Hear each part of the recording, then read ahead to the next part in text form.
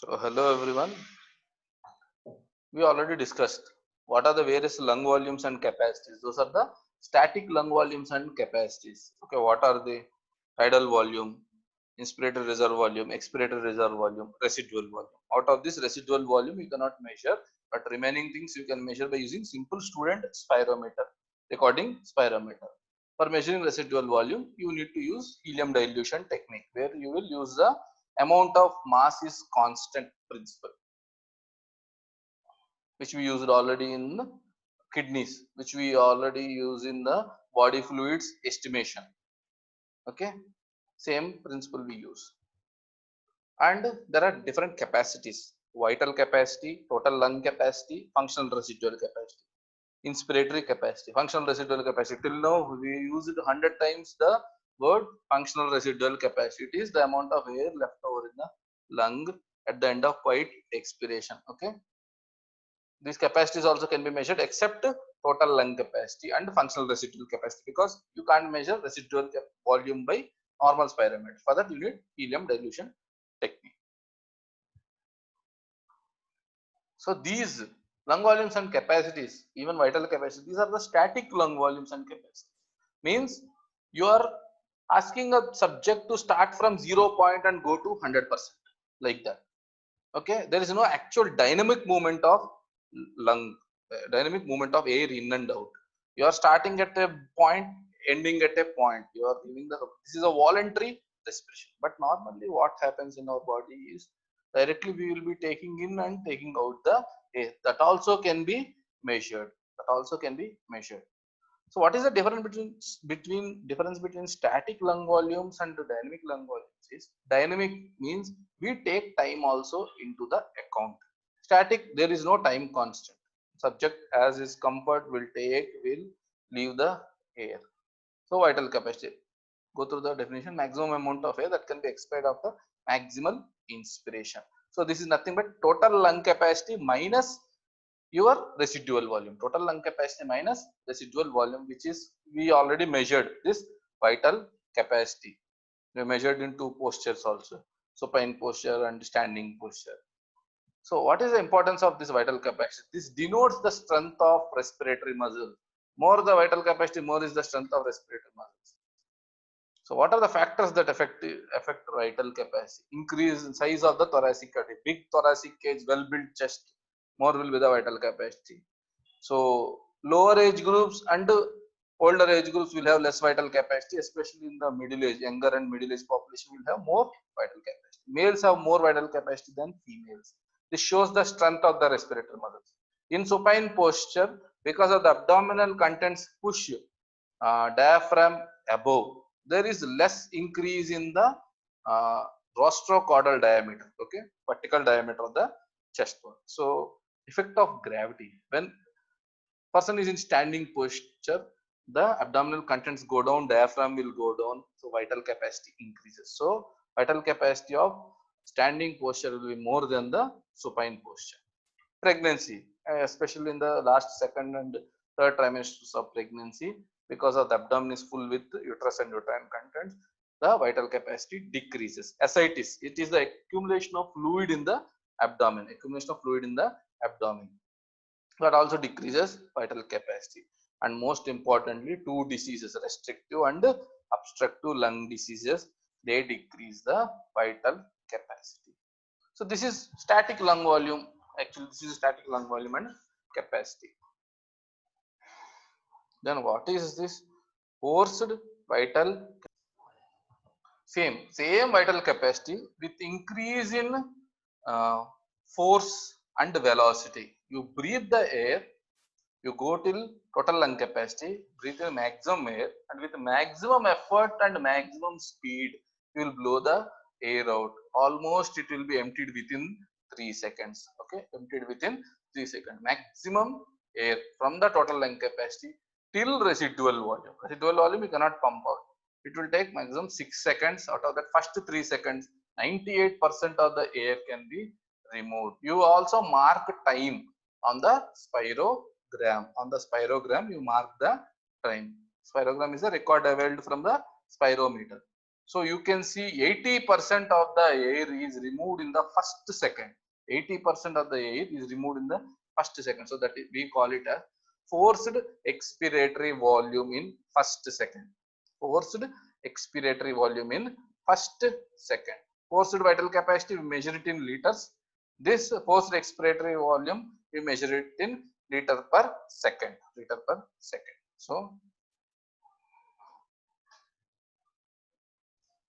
So in normal subject, the forced vital capacity is similar to vital capacity itself. So in normal subject, but if this forced vital capacity, let's say normal subject is somewhere around 4.5, if it decreases, so up to 70 to 79% of normal value, mild reduction, 50 to 59% moderate reduction, and less than 50% severe reduction. This is seen either in obstructive lung diseases or restrictive lung diseases. So not only FVC, FEV1, the amount of air that is rapidly expired, same like forced vital capacity, the amount of air that is expired in the first second is forced expiratory volume 1. Let's say from the zero time, the subject breathed till total lung capacity, and then suddenly he exhaled the air with force and velocity. So the volume that comes out of the lungs in the first second is FEV1. So this will account for around 80%. FEV1 accounts for 80%. FEV2 is the amount of air that came out in first 2 seconds. This includes first FEV1 and FEV next second. So around 90% air will come out by that end of second, and almost 98 to 100% air will come out of your lungs while performing this FVC. Okay, so FEV1 80%, FEV2 by the 2 seconds time 90% of the vital capacity will come out, and FEV3 100% of the vital capacity will come out when you blow the air out of your nose or mouth. So FEV1 is around 80%, that is more than 75%. So if more than 75% of the air of total forced vital capacity is FEV1, that is normal. Out of total forced vital capacity, if it is only 60 to 75% of the air came in first second, there is obstruction. When this FEV1 will decrease is when there is obstruction to the airflow, when there is any obstruction, any collapse of the airways, any foreign body obstruction, all this condition there will be reduced FEV1. It depends on the mild, moderate, and severe. That is okay. Now, so we will take 3 conditions. One is a normal subject where forced vital capacity is 4 liters. He breathed out, say he performed the experiment. His FVC is 4 liters and FE1 is 3.3. That is his FE1 by FVC ratio. This is very, very important. Individually, FE1 is not of much use to us, but FE1 by FVC ratio is very, very important. If this is 83% and FVC is 4, that means around normal values, then the person is subject is normal. But if there is any obstructive lung disease in the subject, you can see it took so much time to reach the maximum FVC. It took so much time for him to breathe out the air. Why this happens? I told you, in obstructive lung diseases, inspiration is not impaired, but expiration is impaired because collapse occur rapidly during expiration. Collapse of the smaller airways occur rapidly to the expiration because of, and also because of the increased airway resistance. Because of the increased airway resistance, there is prolongation of the FEV1 and reduced FE1 value because of the increase in airway resistance. So because of the collapse, there is decrease in FVC values. Let's say a subject FVC is 2 liter and in first second he expired only 1 liter. So FE1 by FVC ratio is 50%. How to differentiate? Okay, next, restrictive lung disease. This also we will see. Restrictive lung disease. Here the total vital capacity of the subject is also impaired. The compliance is impaired. The transpulmonary pressure required to take in the air volume impaired. So the total FVC is impaired. But there is no obstruction to the airflow here. So FEV1 by FVC ratio is 90%. That means Even though FVC is reduced compared to the normal subject, the FE1 also reduces proportionately, right? If FE1 by FVC is 80% of the normal subject, even in restrictive diseases, FE1 to FVC is 80 to 90%. This shows what the reduction of severe FE1 in obstruction is because of the increase in airway resistance, and this reduced FE1 shows there is obstructive lung disease. So based on this, leave about these graphs. Based on these simple values, normal subject has 4 liter FVC, 83% FE1 FVC ratio. If FVC value is 2 liter and FE1 by FVC ratio is still 83%, then the subject is supposed to be having restrictive lung disease. The lung disease is mainly because of the decreased compliance. It has nothing to do with airway resistance. But if FVC is decreased to 2 liters and FE1 by FVC ratio is 50%, that means the subject is having obstructive lung disease. There is obstruction to the airflow. So depending on this FE1 and FVC ratio, simply we can predict whether the subject is having obstructive or restrictive lung disease. First thing, FVC, very important. Normal subject 4 liter. If FVC is reduced, means either there is obstructive lung disease or there is restrictive lung disease. But after calculating FE1 by FVC ratio, if it is same like 80 to 90%, then the subject is having restrictive lung disease. But if the ratio is 50%, then the subject is having obstructive lung disease. This you can simply calculate by using your student spirometer itself. You can calculate what the subject is having, which lung disease he is having. So another thing is flow volume curve. From the residual volume, a subject inspire air. So there is gradual increase in air, peak inspiratory flow, and till total lung capacity. So this is effort dependent, completely effort dependent. You slowly start raising your inspiration from residual volume to total lung capacity. We are not bothered about this. Even flow is constantly increasing, reaching the peak at the peak inspiratory point, again coming back to normal. Now, from total lung capacity, when you try to blow out air with maximum effort, maximum velocity, within first 2 seconds, the rate of the flow will go to 8 liter per second. So the peak expiratory flow at this first second will go up to 8 liters per second. And gradually it decreases when you go back to the residual volume. So total lung capacity minus this residual volume will give you the forced vital capacity. What is the importance of this flow volume? If you, okay, we'll try practically. You take deep breath and forcefully exhale the air. Only in the first 2 seconds you are having control on your expiration.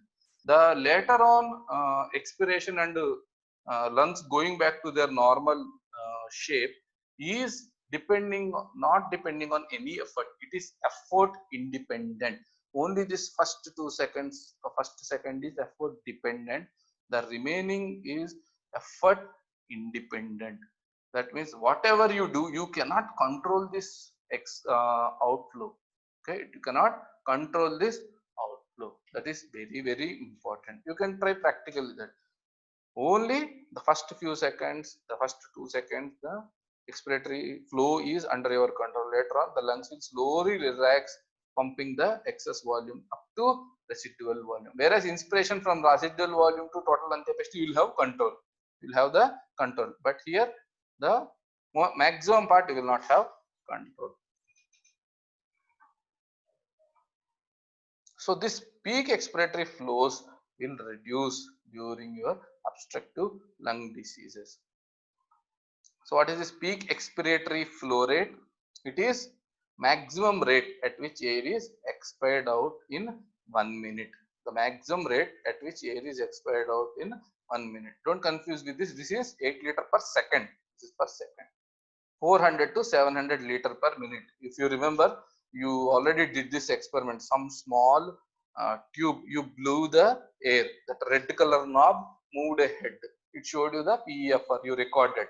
Okay, most of you got values around 400, 500 like that. What is the peak expiratory flow? 400 to 700 liters per minute in normal subject. This reduces in obstructive lung diseases. These dynamic lung volume tests and static lung volume tests we require to mainly differentiate between the normal subject, obstructive lung disease and restrictive lung disease.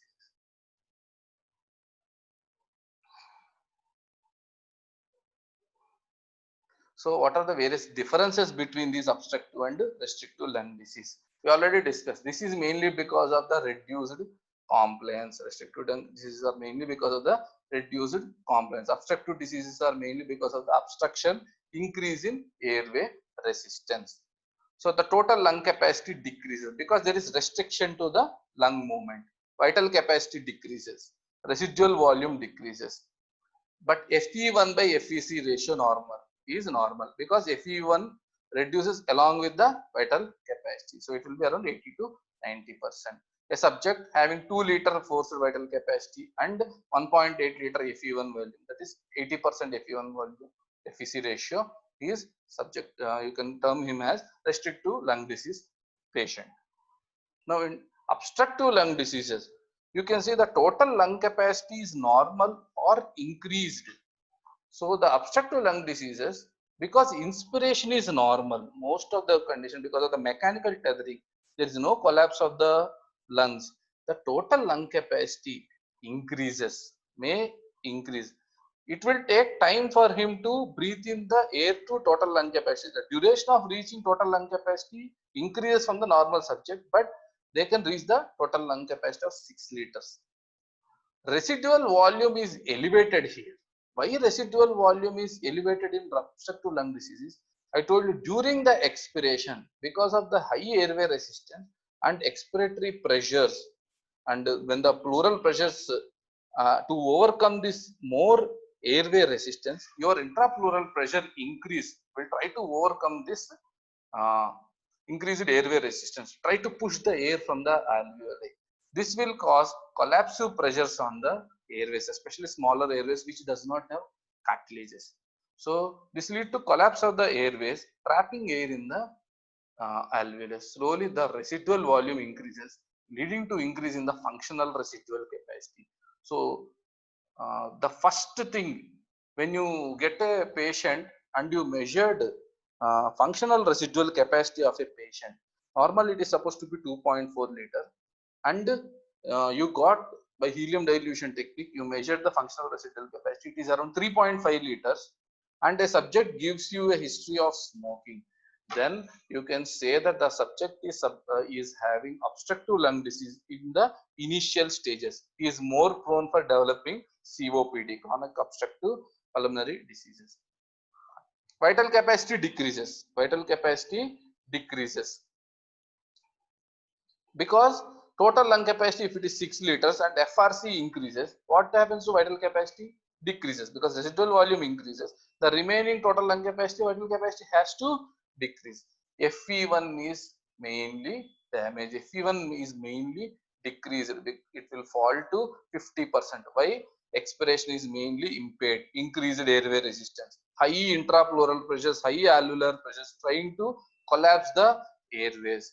So FE1 will reduce. FE1 by FEC ratio will become 50%. So a subject comes to your OPD, you measure the spirometer values where he is having 50% FE1 FEC ratio and 2 liters FEC. Definitely the subject is having obstructive lung disease, elevated FRC, history of smoking. You can come to a conclusion that he is having obstructive lung disease. So you can see this FEC, let's say standard values and measured values almost similar. FE1 almost similar, FE1 the ratio is similar. So what can be your prediction is normal subject. So here FEC reduced, predictor values like lab standard values, FEC reduced, FE1 reduced. Okay,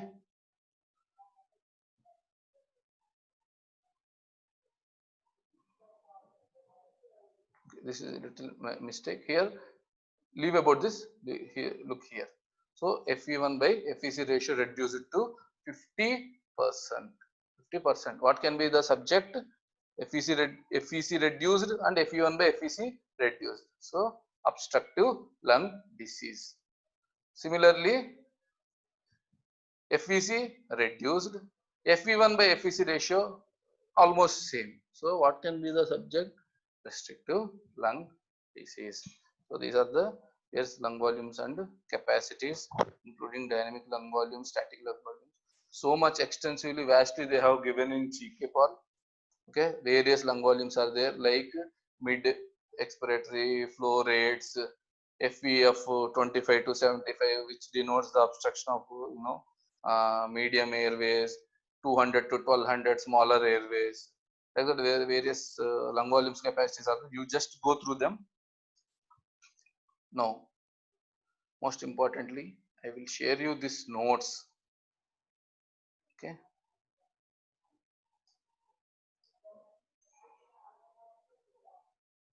So what are the various restrictive pulmonary diseases we are discussing till now? What happens in restrictive lung disease is mainly the decrease in lung compliance. There is restriction to the lung expansion. It can be because of the lung parenchymal changes like pulmonary fibrosis. Pulmonary fibrosis, infant respiratory distress where there is increased surface tension, pulmonary edema where the lung parenchyma is swollen. Okay, most commonly diffused interstitial pulmonary fibrosis. These are lung parenchymal diseases. If there is any damage to the pleura, especially pleuritis, painful pleura, pneumothorax, pleural effusion, pleuritis is pleural inflammation, that also restricts your lung expansion. Any disease that restricts your lung expansion comes under your restrictive pulmonary diseases. So what happens in restrictive pulmonary diseases? Mainly the compliance decreases.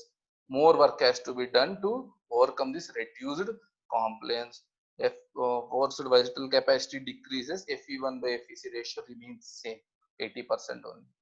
If there are any chest wall diseases like ankylosing spondylitis, mainly the inflammation of axial skeleton, kyphoscoliosis, most of the old age people you might have seen, they will be completely bent, almost like they are catching the earth. They will be walking like that. So bending towards forward, that is kyphosis, and bending sidewards. Scoliosis, your spine will be bent completely forward. All this kyphoscoliosis reduces your chest wall volume.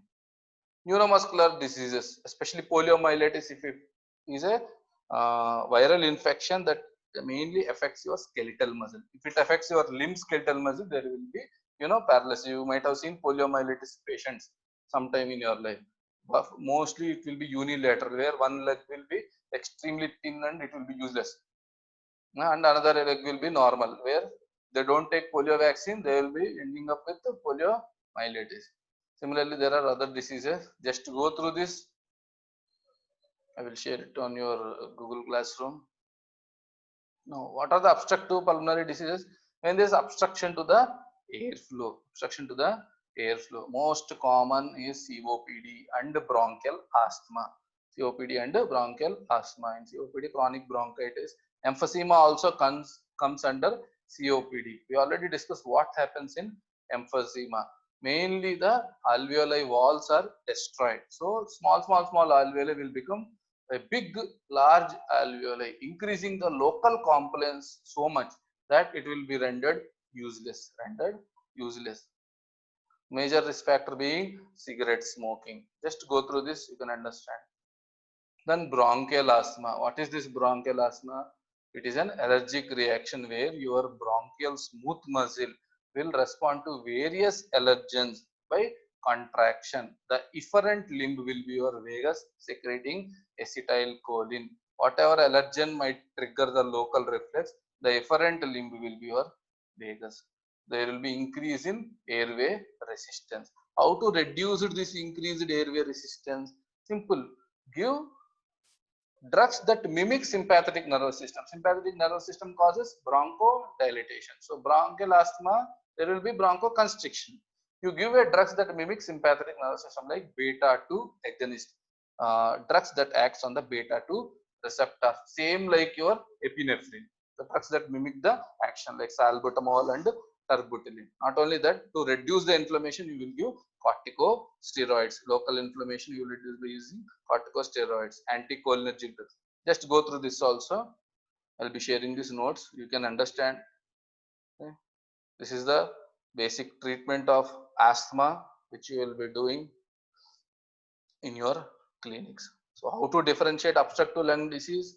Simple. FRC will be elevated, total lung capacity will be normal or elevated, vital capacity decreases, forced vital capacity decreases, FE1 by FEC ratio will reduce less than 55 to 60%, will be around 50%.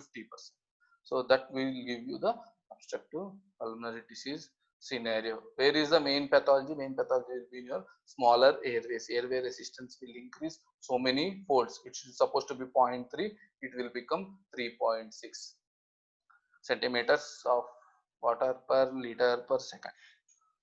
Okay, so much I have discussed. Previously never used to discuss this much in classes, but because of the new curriculum and also because of the diseases which are going on outside, mainly your COVID-19 infections, what is happening there? Here there is both obstruction and also there is restriction. Initially there will be obstruction because of the inflammation, same like your bronchial asthma. There will be inflammation of the airways, so leading to the collapse of the airways. At the same time there is inflammation of the pulmonary interstitium. There are so many things going on there. It is for later discussion, but so all your respiratory system diseases comes under obstructive and restrictive in pathophysiological basis. Okay, thank you. Go through the videos, study. The leftover, only one chapter is left over in your mechanics of breathing, that is your dead space and ventilation perfusion, that we will finish later. And then we will go for transport of gases, which you have been studying from childhood, since childhood, oxygen and carbon dioxide exchange. Okay, thank you.